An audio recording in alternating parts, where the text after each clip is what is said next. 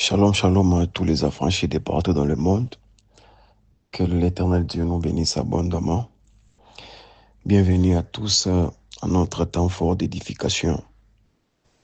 Bienvenue à tous à notre temps fort d'édification. Aujourd'hui, j'aimerais partager la pensée de Dieu avec vous, le peuple de Dieu, sur un thème que le Seigneur m'a donné, qui est intitulé « Être conduit par l'Esprit ». Être conduit par l'Esprit sera notre thème. J'aimerais que nous puissions prier d'abord. Père de gloire, nous te disons merci parce que tu es Dieu et nul n'est comme toi. De l'éternité en éternité, tu es éternel.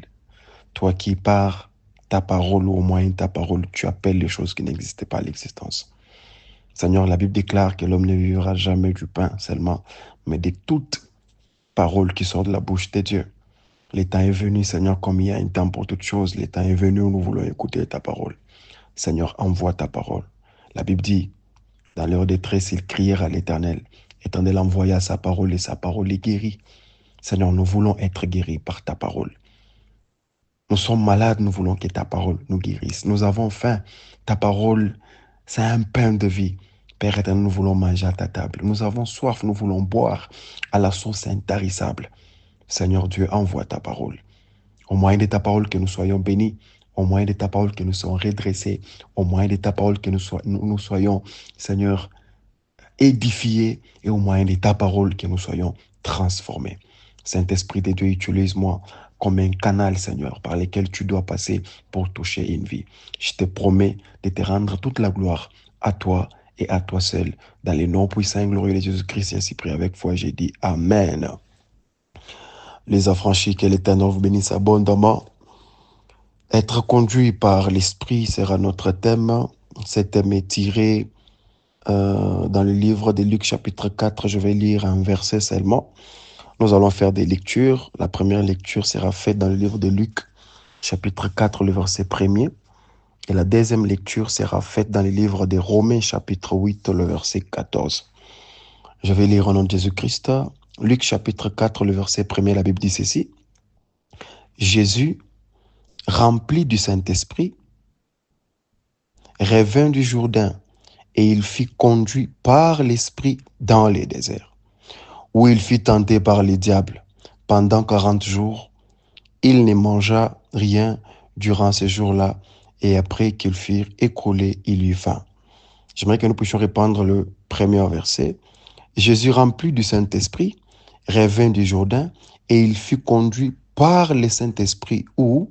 Dans les déserts. Alléluia, c'est là, il y a mon message. Le livre de Romains, chapitre 8, le verset 14, nous lisons de Jésus-Christ. Car tous ceux qui sont conduits par l'Esprit de Dieu sont fils de Dieu. Car tous ceux qui sont conduits par l'Esprit de Dieu sont fils de Dieu. Alléluia. Que l'Éternel nous bénisse abondamment. Et que l'Éternel ajoute la bénédiction sur cette lecture. Bien-aimés dans le Seigneur, nous sommes vraiment au temps de la fin. Tous les signes sont en train de nous montrer que notre Seigneur est vraiment à la porte. Je ne sais pas qui va écouter ce message, mais j'aimerais vous informer, bien-aimés dans le Seigneur, que Christ revient bientôt. Vous pouvez l'accepter ou pas, mais nous sommes en train de passer nous sommes au dernier temps. Nous sommes au dernier temps. Tous les signes sont en train déjà de nous prouver, de nous parler, de nous montrer que Christ revient bientôt. Alléluia. Christ revient bientôt et Jésus-Christ est à la porte. Mais à ces temps de la fin, la vie chrétienne devient un peu mécanique pour certaines personnes. La vie chrétienne devient difficile pour certaines personnes. Ce sont cette catégorie de personnes qui veulent conduire leur vie par eux-mêmes. Alléluia. La vie chrétienne devient mécanique lorsqu'un enfant de Dieu n'est pas conduit par l'Esprit de Dieu. Quelqu'un me donne un grand amen. La vie chrétienne devient difficile lorsqu'un enfant de Dieu prend la décision d'être conduit par lui-même, de se conduire lui-même, de laisser ses pensées le conduire, de laisser ses problèmes le conduire, de laisser le stress de la vie l'influencer et de ne pas se soumettre totalement à la conduite du Saint-Esprit. Amen. Aujourd'hui, nous avons développé cette chrétienté de dire à l'Esprit, de conduire l'Esprit de Dieu au lieu de nous laisser être conduits par l'Esprit de Dieu. Amen. Bien-aimés dans les Seigneurs, quand Jésus-Christ nous a eu à faire cette promesse du Saint-Esprit aux disciples, Christ savait le pourquoi. Ils avaient la parole de Dieu. Ils ont vécu avec Christ. Ils ont vu ce que Christ faisait. Alléluia. Mais il y avait l'absence de quelque chose. Il y avait l'absence de quelque chose. Alléluia. Et la Bible dit, Christ leur a demandé, dit, ne vous éloignez pas, restez à Jérusalem jusqu'à ce que l'Esprit viendra. Alléluia. Christ avait pleinement raison parce qu'il savait que l'Esprit de Dieu devrait les conduire. L'Esprit de Dieu avait une mission particulière, premièrement, de les conduire, de conduire les disciples. Au-delà de tous les avantages que l'Esprit de Dieu nous amène, mais nous devons nous laisser être influencés, nous devons laisser nos vies être conduites par l'Esprit Saint. La vie chrétienne devient difficile, je vais encore le répondre, lorsqu'un enfant de Dieu n'a pas encore développé, je ne sais pas, cette mentalité d'être influencé ou de se laisser conduire, de se laisser être conduit par l'Esprit de Dieu. Alléluia. Est-ce qu'il y a quelqu'un qui peut écrire dans les commentaires être conduit par l'Esprit de Dieu? Bien-aimé, c'est très capital, c'est très important, bien-aimé dans les Seigneurs. C'est très important de se laisser conduire par l'Esprit de Dieu, de se soumettre à la volonté de son Esprit. Alléluia. Pourquoi? Parce que l'Esprit voit ce que tu ne vois pas. L'Esprit comprend ce que tu ne comprends pas. L'Esprit connaît ce que tu ne connais pas. Bien-aimé, tu ne connais pas les chemins. Nous ne connaissons pas les chemins, mais l'Esprit connaît les chemins. Il connaît ce qui est bon pour nous. Quelqu'un qui se laisse conduire par l'Esprit de Dieu, bien-aimé dans les Seigneurs, c'est une personne qui ne regrettera jamais d'avoir fait marche ensemble avec l'Esprit de Dieu. Est-ce que je peux parler? Oh, l'écriture que nous venons de lire dans les livres de Luc, la Bible déclare que Christ, oh là là, Jésus rempli du Saint-Esprit, revint du Jourdain et il fit conduire par l'Esprit dans les déserts. Est-ce que je peux parler? Est-ce que je peux parler à quelqu'un? Bien-aimé dans les Seigneurs, tu ne peux pas être conduit par l'Esprit de Dieu si tu n'es pas rempli de l'Esprit de Dieu. Est-ce que je peux répondre? Tu ne peux jamais être conduit par l'Esprit si tu n'es pas rempli de l'Esprit. Parce que tout ce qui t'est rempli te conduit. Est-ce que je peux parler? Tout ce qui t'est rempli te conduit. Est-ce que je peux ajouter un verset biblique? Voilà pourquoi la Bible doit aller très loin pour dire « Ne vous enivrez pas du vin, mais plutôt soyez remplis de l'Esprit Saint. » Parce que tout ce qui te remplit te conduit. Vous allez voir les gens qui ont l'habitude de prendre l'alcool. Ils sont conduits par l'alcool parce qu'ils sont remplis du vin. Parce que tout ce qui te remplit te conduit. Veux-tu être conduit par l'Esprit? Eh bien, cherche que l'Esprit te remplisse. Veux-tu être conduit par l'Esprit de Dieu? Eh bien, il y a une seule condition. Pour être conduit par l'Esprit, il faut être rempli de l'Esprit Saint. Oh, je venais de bénir quelqu'un, je ne sais pas qui. La seule condition pour être conduit par l'Esprit, nous devons automatiquement chercher à que l'Esprit de Dieu puisse nous remplir. Nous devons être remplis de l'Esprit Saint, parce que celui qui est rempli de l'Esprit Saint est conduit par l'Esprit Saint. Oh, tes pas seront précisés dans un chemin que l'Esprit de Dieu lui-même connaît. Lui-même sera la lumière dans tes sentiers. Lui-même va te dire comment marcher. Lui-même va influencer tes pensées. Lui-même va te communiquer le caractère du Christ. Ainsi, la vie chrétienne ne sera jamais mécanique. Tu sais pourquoi tu luttes avec ces péchés-là. Tu sais pourquoi tu ne sais pas comment se débarrasser de certaines choses. Parce que tu forces, tu es toi-même. Alléluia, tu es toi-même. Il dit, il faut que je m'en aille. Il est avantageux pour vous que je m'en aille. Parce que quand je vais partir, il y aura quelqu'un d'autre l'un de nous descendra sur vous. Oh là là, j'aime la parole de Dieu. Il viendra sur vous. Le Saint-Esprit viendra sur vous. Christ avait donné cet ordre à ses disciples de rester à Jérusalem jusqu'à ce qu'ils seront remplis du Saint-Esprit. Est-ce que je peux parler du Christ? La Bible déclare, il fut rempli. Est-ce que je peux parler? Christ a fait son apparition. Il est venu sur la terre. Après sa naissance, il a grandi pendant 12 ans. Christ était disparu. Et la Bible, j'ai questionné ma Bible, j'ai posé plusieurs questions à ma Bible.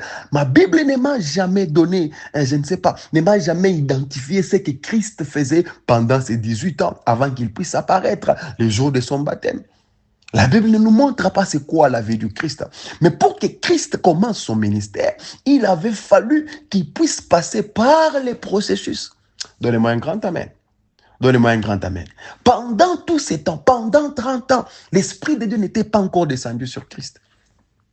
Parce qu'il était 100% Dieu et 100% homme. Je vais m'expliquer.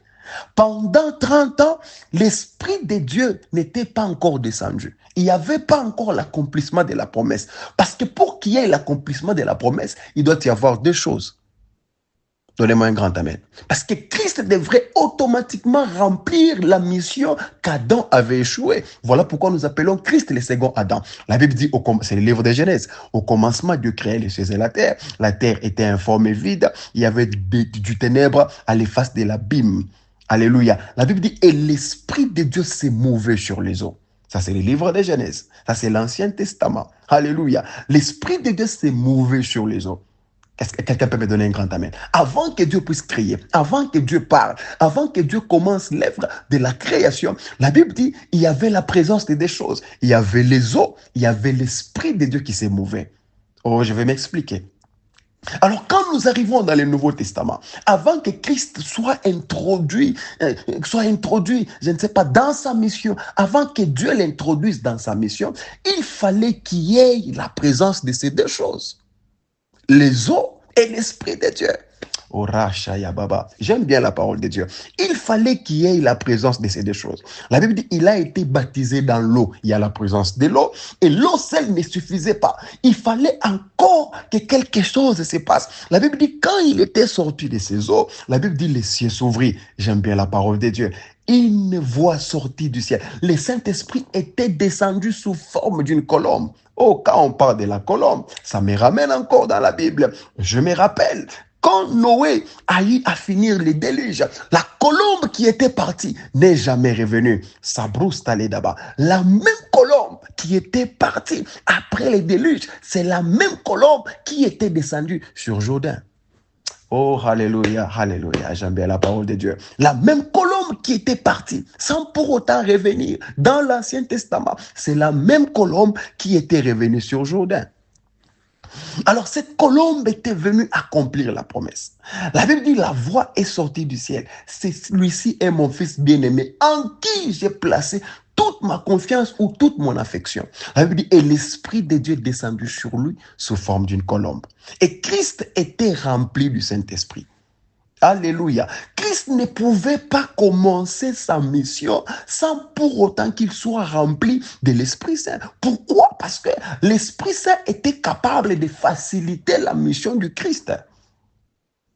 Il ne fallait pas que Christ commence sa mission avant que l'Esprit puisse descendre sur lui. Combien de gens aujourd'hui s'engagent dans des relations, ils prennent des décisions sans pour autant questionner l'Esprit Saint, sans pour autant attendre à Jérusalem que l'Esprit de Dieu puisse descendre afin qu'il puisse les conduire. Est-ce que je suis en train de parler à quelqu'un? Bien-aimé dans le Seigneur, tu as besoin d'être conduit par l'Esprit Saint. Et qu'est-ce qui se passe? La Bible dit il était rempli de l'Esprit Saint. L'Esprit l'a influencé. L'Esprit les conduisit où? Dans le désert. Mais Christ venait de recevoir l'onction. Avec cette onction, Christ pouvait déjà commencer son ministère. Rentrer, je ne sais pas, dans les synagogues, aller guérir les malades, multiplier les pains, faire whatever. Mais cet esprit qu'il avait rempli a commencé par conduire la vie du Christ. Il fallait que Christ commence les miracles. Il fallait qu'il commence à guérir les malades. Il fallait qu'il rentre pour prêcher l'évangile. Mais l'Esprit de Dieu qui l'a conduit, qui l'avait rempli, qui remplissait Christ, l'a conduit où? Dans les déserts. Oh, alléluia. Est-ce que je peux parler? L'Esprit de Dieu ne te conduira pas en dehors de la volonté de Dieu. Celui qui est conduit, celui qui est rempli par l'Esprit est conduit par l'Esprit. Et celui qui est conduit par l'Esprit marche dans la volonté parfaite de Dieu. Donne-moi un grand amen. Es-tu conduit par l'Esprit? Pose-toi les questions. Ou bien tu es conduit par toi-même. Tu es conduit par tes problèmes. Tu es conduit, je ne sais pas, par les enfants que tu n'as pas. Tu es conduit par les problèmes de l'argent, les problèmes de travail, les problèmes, je ne sais pas, de la famille. Bien-aimé dans le Seigneur, pose-toi la question. Es-tu conduit par l'Esprit? Est-ce que tu es dans la volonté de Dieu? Il est impossible de marcher dans la parfaite volonté de Dieu si nous ne sommes pas conduits par l'Esprit. Et il est impossible que nous soyons conduits par l'Esprit si nous ne sommes pas remplis de l'Esprit. Oh, je suis en train de bénir quelqu'un. Oh, je suis en train de bénir quelqu'un, je ne sais pas qui. Bien-aimé dans le Seigneur, en ce mois d'avril, j'aimerais que nous puissions prier et dire à Dieu, Seigneur, remplis-moi de ton esprit. Je vais être conduit. Bien-aimé, combien de fois tu as essayé, tu as échoué? Qui influence tes décisions? Qui te donne les conseils? Parce que c'est un conseiller. Oh là là, j'aime bien l'Esprit de Dieu. Quand tu as besoin d'un conseiller, il est là pour te donner les conseils. Quand tu es abattu dans ton âme, alléluia, la Bible l'appelle le vrai consolateur. Bien-aimé, quand tu as besoin, peut-être, tu ne connais pas quelque chose, la Bible l'appelle un enseignant. Oh, alléluia. La Bible dit, pour vous, vous n'avez pas besoin d'être enseigné, car l'Esprit qui est sur vous, en d'autres termes, on a parlé de l'onction. L'onction qui est sur vous vous enseignera toutes choses, mais c'est la présence de l'Esprit. L'Esprit de Dieu est tout. C'est tout ce que Dieu nous a laissé. Et c'est une personne où il faut qu'on puisse entretenir une relation privée, profonde avec cette personne du Saint-Esprit. J'aime bien le Saint-Esprit. Oh, je lève ma main. J'ai pris pour un affranchi ce soir. Bien-aimé, que l'Esprit de Dieu te remplisse. À partir de maintenant, que tes décisions soient influencées par l'Esprit de Dieu. Oh, qu'il précise les pas dans ton chemin. Tu sais pourquoi tu te perds? Parce que tu n'as personne qui te conduit. Tu sais pourquoi tu ne sais pas te retrouver dans la vie? Parce que personne ne conduit ta vie. Tu conduis ta vie toi-même. Et tu ne connais pas les chemins. Tu es comme un aveugle. Bien-aimé, tu vas tomber. Alléluia. Nous devons chercher cette profonde amitié. Nous devons développer une relation particulière avec le Saint-Esprit. Donne-moi une grande main, je puisse te dire quelque chose. Alors, Christ était conduit où dans les déserts? Oh! Est-ce que je peux dire quelque chose à quelqu'un? Bien aimé, celui qui marche avec l'Esprit de Dieu n'a rien à regretter parce que même les déserts sera la volonté de Dieu. Oh, même si tu passes par un désert. Mais si tu es conduit par l'Esprit, si c'est lui qui t'a amené dans ces déserts-là, c'est l'Esprit de Dieu, même les déserts participent à ton bien. Même les déserts sera transformé comme un endroit où Dieu va utiliser pour t'amener tout droit ou te stabiliser dans ta mission et t'amener tout droit vers l'accomplissement de ses promesses ou de ce qu'il a prévu pour toi. Oh, alléluia. Peut-être la volonté du Christ était d'aller prêcher. Mais comme il était conduit, influencé par l'Esprit, l'Esprit l'a mené où? Dans le désert. Pour faire quoi? Pour être tenté par qui? Par les diables. Oh, Rashikaya Baba. Bien-aimé, tu échoues parce que tu commences seul. Tu échoues parce que tu fais seul. Tu échoues parce que tu entreprends seul. Tu échoues parce que, je ne sais pas, tes décisions sont influencées par quoi? Avant de t'engager dans une relation, cherche l'Esprit de Dieu. Cherche l'Esprit de Dieu. Cherche à comprendre. Demande l'Esprit de Dieu. Conseille-moi. Influence mes pensées. Marche avec moi. Marche devant moi. La Bible dit, car tous ceux qui sont conduits par l'Esprit de Dieu sont fils de Dieu. Es-tu un fils de Dieu? Pose-toi la question. Es-tu un fils de Dieu? Es-tu un véritable fils de Dieu? Parce que si tu es conduit par l'Esprit de Dieu, tu seras appelé fils de Dieu. Ça veut dire, si tu n'es pas conduit par l'Esprit de Dieu, il est impossible que nous puissions t'appeler fils de Dieu. Tu es reconnu étant fils de Dieu que si tu es conduit par l'Esprit de Dieu. Car tous ceux qui sont conduits par l'Esprit de Dieu sont fils de Dieu. Et tu es un fils de Dieu. Est-ce que quand Dieu te regarde, Dieu est au courant que tu es son fils? Quand Dieu te regarde, est-ce que Dieu est au courant que tu es son serviteur? Donne-moi un grand amen, je te prêche. Oh, être conduit par l'Esprit. Bien-aimé dans le Seigneur, nous sommes au début du mois d'avril. Je lève ma main droite. J'ai pris pour la vie de quelqu'un. Si tu veux que ta vie chrétienne devienne une vie simple, bien-aimé, les choses de Dieu sont dans la simplicité. Dieu n'est pas compliqué. Dieu n'est pas compliqué. Dieu est dans ses promesses. Alléluia. Dieu reste dans ses principes. Dieu est dans sa parole. Bien aimé, la vie chrétienne sera toujours, je te dis, la vie chrétienne sera toujours mécanique si tu veux conduire ta vie par toi-même. Oh, j'aimerais que nous puissions inviter cette personne du Saint-Esprit. Du Saint-Esprit, influence-moi, influence mon caractère. Bien aimé, il est capable d'influencer même ton caractère. Le Saint-Esprit est capable de te communiquer même les requêtes de prière. Oh là là, oh là là. La Bible dit pour vous, vous n'avez pas besoin d'être enseigné. Car l'onction qui est sur vous vous enseignera quoi? Toutes choses. Le Saint-Esprit est capable. Peut-être toi, tu es là. Ton vrai problème, tu ne le connais pas. Mais tu as besoin de l'Esprit Saint. L'Esprit Saint te révélera ton vrai problème. L'Esprit Saint est capable de planter en toi le caractère du Christ. Alléluia. Il est capable. Bien aimé, l'Esprit de Dieu est plus que ce que... J'aimerais... Oh là là. Est-ce que tu connais l'Esprit de Dieu? Est-ce que tu connais l'Esprit de Dieu? Beaucoup de gens pensent que quand tu as l'Esprit de Dieu, le premier signe, c'est commencer à parler en langue. Non, nous avons diminué l'Esprit de Dieu par un simple parler en langue. Non, mais il est plus que ça. C'est une personne. C'est une personne.